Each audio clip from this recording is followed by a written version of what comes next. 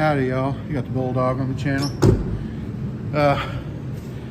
Here's the aspect of the business that there's a lot of people that just don't understand it. Of course, that's evidenced by how most of them will talk to us. You've got 5, 6, 7, 8, 9, 10, 12, 15 moving parts all at once. And sometimes there's more than one guy doing it. Sometimes there's just one. So when you're on the other side of the phone, you might not see that. I am right now getting a price for the water pump on that yellow one right there. That one needs transmission pulled back apart. I didn't do that, my son did that. This one here has a bad battery, as best I can tell. It died in the cold, but it didn't die, it just wouldn't run, which the battery is covered with acid, and according to my diagnostics, it does not have a bad alternator.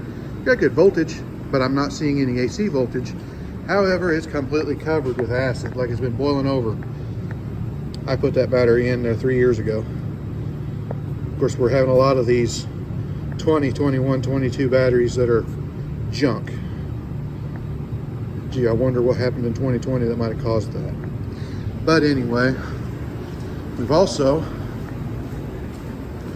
got this one over here that I got to get a price on. Of course, Mitzi, I had to go get this one right here and bring it because it would start and kind of run, but you'd let out of it and it'd die.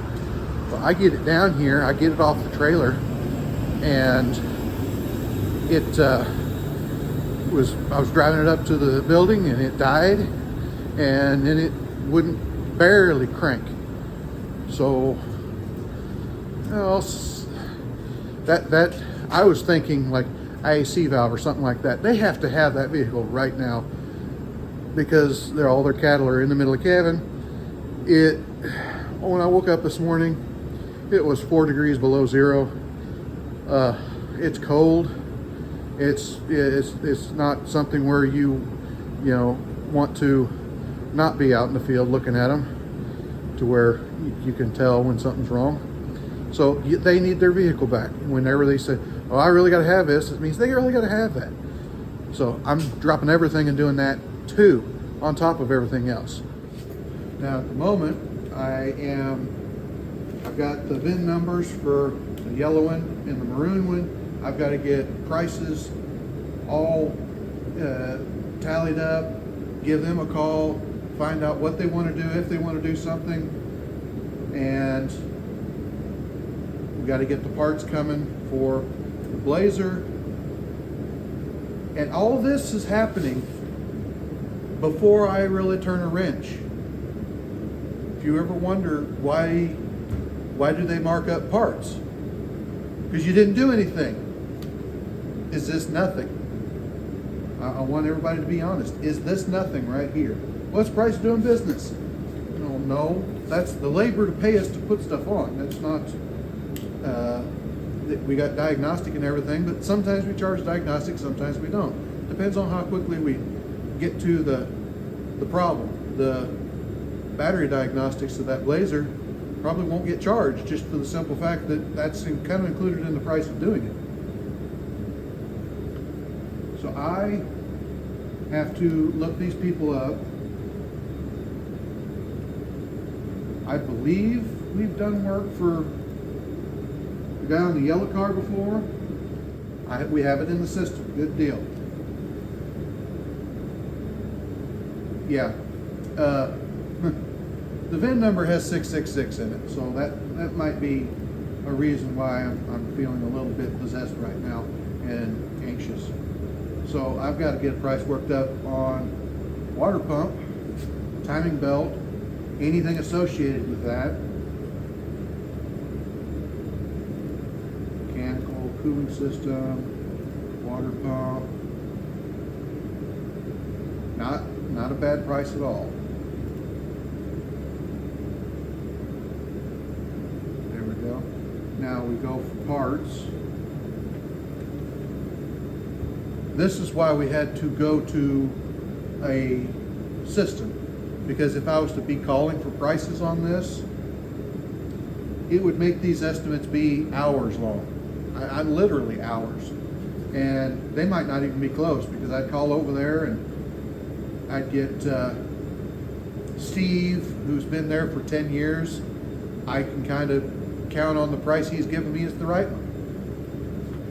Or I could get Chuck. He's still in high school, but he knows more than Steve. Just ask him. You know, because he put brakes on his Gremlin and he knows everything about working on cars now. And he could give you the price of a part that doesn't even fit that car. We dealt with that. That's why we're actually paying for this service. That's part of what, you know, the parts markup pays for, is stuff like this. Having the ability to go over there and look into their inventory and get these parts.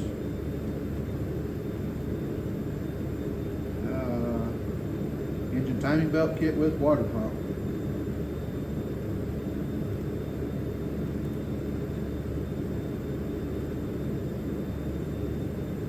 Just the water pump. And no timing belt.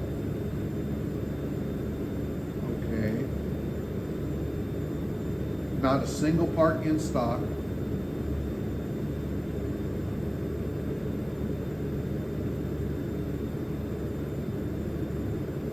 Oh, God. And a mistake was made. Just that quick. I screw up. Because I was talking to you, I did not notice that when I clicked into the order, instead of going in under his yellow car down there, I went in under his Oldsmobile. So if the phone was to ring while I'm doing up an estimate, I can really easily make a mistake like that. Mistakes are bad. Now, that other one, well, for 2.6 hours, it sounded a little bit low to me. We'll see how much. Yeah, 3.6. It's still not bad for what I'm having to do.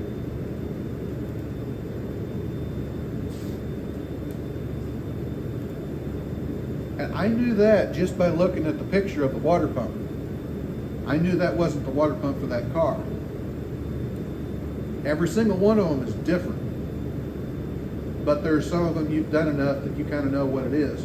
I looked at it, well, that looks like it's for a 3800. Well, that's because it was for a 3800, so it wasn't for one of those little peanut popper engines.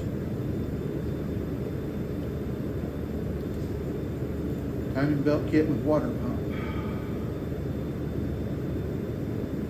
There we go, a timing belt kit with water pump. And nothing in stock. They didn't have a pump in stock for a 3800, so. All right, that's brand. We've used this brand of water pump before. We have not used them for the timing belt. So I'm going to check a different store. Except we got to order anyway. But I'll check with a different store. Part of what you're paying for with your parts markup is knowing where to get it from. I'm looking for one with a water pump in it. There we go.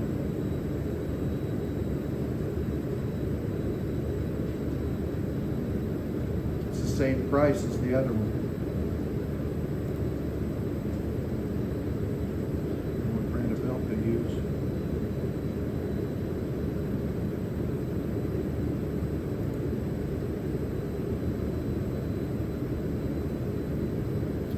Actually, it looks like they don't have it, but they can have it in the morning. So I will add this to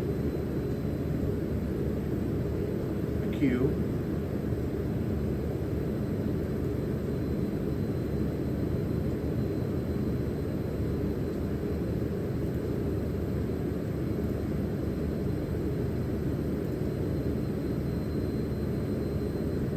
There we go. And parts, we're going to assume a gallon of antifreeze.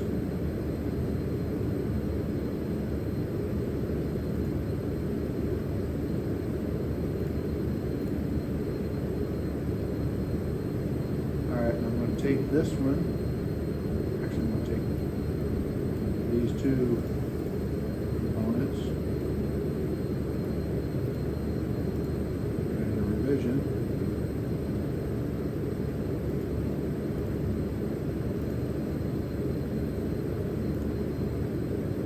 Delete this one.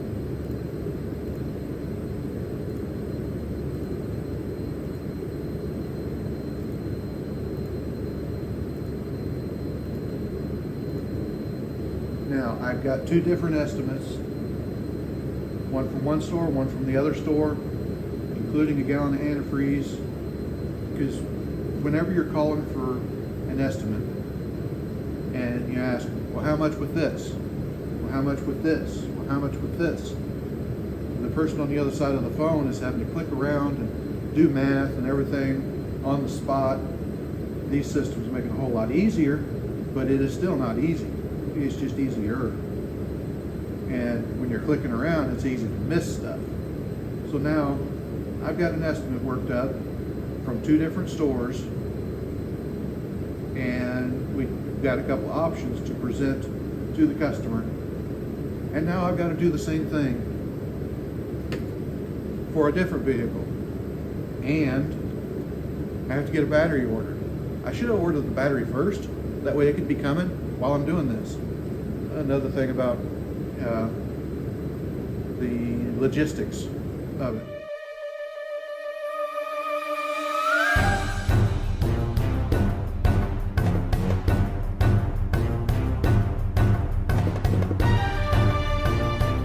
Okay, as you can tell by my surroundings, I did get through the day. I had meant to come back and kind of shoot an outro, but here we are. That little deal was my daughter-in-law. She thought that would be funny since, they were checking in on me since I wasn't home yet, hour and a half late, and then they see me just blow by the road to turn off the highway. Where in the world is he going? He's on a mission. But I did get the battery put in that Blazer, and it solved its problems. I've seen them before, especially computerized vehicles, where they have the power to crank the vehicle, but they don't have the power to run. You get it started up, and if you held the throttle, up above 1,000, it would run. And you try to let it down, the voltage would fall, and it'd just die. I'm assuming that's what happened to it, because it did it several times. I charged the battery to where it was tip-top, and it would run. Odd. If they have an internal short or something in them, they'll do that. But I got that taken care of. All those estimates that I was putting together, finally. Now, this is the day after. This isn't even the same night. This is the day after. Finally, we got everybody contacted because we kept calling and, if you're going to give somebody a cell phone and say, hey, just let me know what you find out and I'll let you know. Well, set up your voicemail at the very minimum or answer your phone. But late afternoon on Friday, we finally get the go-ahead on everything. Everybody wants to do it. So now I go from running around with like a chicken with my head cut off, trying to get estimates on everything, to, well, now I've got all this work to do. Well, that's fine. I'll get it done. But I gotta have time to do it. And hopefully I don't get hit with half a dozen more of them, to where I'm trying to get prices together in order to, at least have the chance to work on them.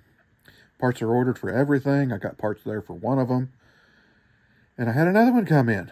And I actually, since we had the go-ahead on it before we even looked at it, he's the guy that just fix whatever it needs and then trusts us to do it. Well, I give it the tune-up and check out the brakes like he says. Well, the brakes don't need anything.